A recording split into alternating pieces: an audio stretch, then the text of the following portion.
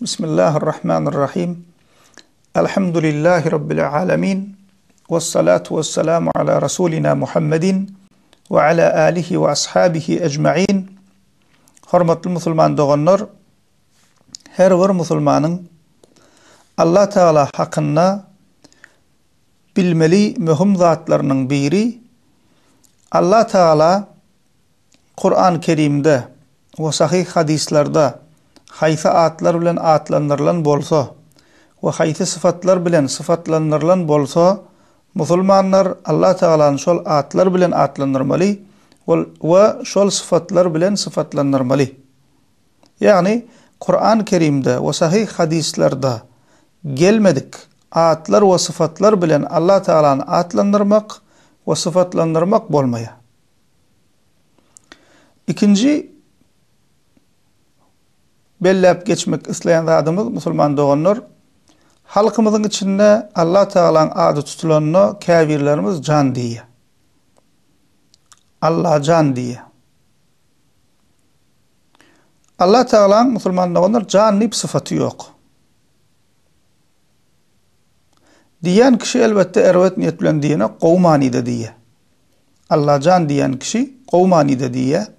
Türkmen diline köplenç can deyip musulman doğanlar yaradılana diyez. Misal için oğlum can, ecem can, atam can deyip qowwar ýandygymy bildirmek üçin qowwar hormat goýup diýen sözümüz.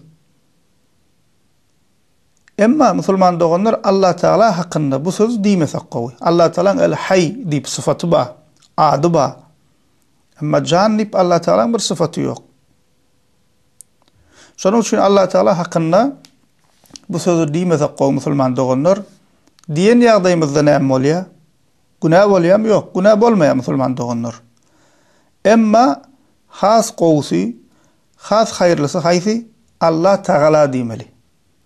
Ya da Allahu Celle Celaluhu diýmeli. Ya da Allahu Tebarak ve Teala diýmeli. Şu görnüşde diýsek musulman doğanlar Kur'an we sünnete laýygy dogrusyny diýdigimiz bolýar. Ve Allah Teala'nı Kur'an ve sünnette geçen sıfatları bilen, yani Allah Teala, beyik Allah Teala, Celle Celaluhu, Allahu Tebarak ve Teala deyip hemmesinin manisi beyik ulu diyen manilere geliyor. Kur'an ve sünnette gelen Allah Teala'nın sıfatları bilen atlandırdığımız oluyor ve has hayırlı oluyor musulman doğanlar. Yine bir bellik musulman doğanlar, kafir doğanlarımızdan sonraya Tanrı ve Huday sözlerini ullansak bolyar mı diyeler. Tanrı sözü musulman doğanlar türkü söz, yaratıcı diyen manida.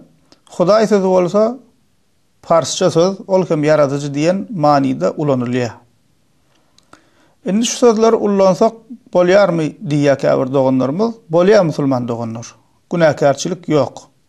Ullansan bolya mı? Ullansan bolya. Yani yaratıcıyını düşündürmek için yaratıcı diyen manida ullansan bolya. Günahkarçılık yok. Emma Kur'an ve sünnette gelen atları ulanmaklığımız has hayırlı musulman doğanlar. Çünkü Kur'an ve sünnette bize Allah Teala'nın 99 sani güzel atları öğretilipdir. Her at musulman doğanlar Allah Teala'nın bir sıfatını anla diye. Her adın ayet ve hadisten delili ba. Ve her bir adın musulman doğanlar ulu bir manisi var. Biz buları bir gara koyup bir Tanrı Huday deyip yorsak musulman doğanlar münasip değil.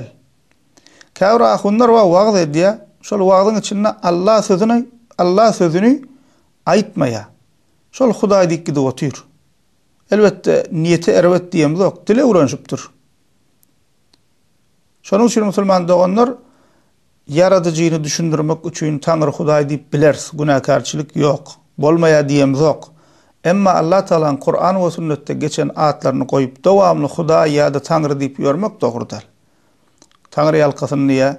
Huday yalkasın niye misal için? Allah yalkasın niye? Allah Teala yalkasın niye? Şuna benzeş musulman doğanlar ullanayan yerlerimizde Kur'an ve sünnette geçen Allah Teala'nın atlarını ullanılıyor. Allah can yerine Allah Teala, Allahu Celle Celaluhu, Allahu Tebarak ve Teala deyip aydalın. Huday ve Tanrı yerine Allah sözünü ya da misal için Allah Teala'nın başka Kur'an ve sünnette gelen atlarını ullanmaya çalışalım. Şu görünüşte dilimizi öwrenişdirsek musulman dogunyr has hayrly bolar, has sowaply bolar. Elhamdülillahi Rabbil alamin.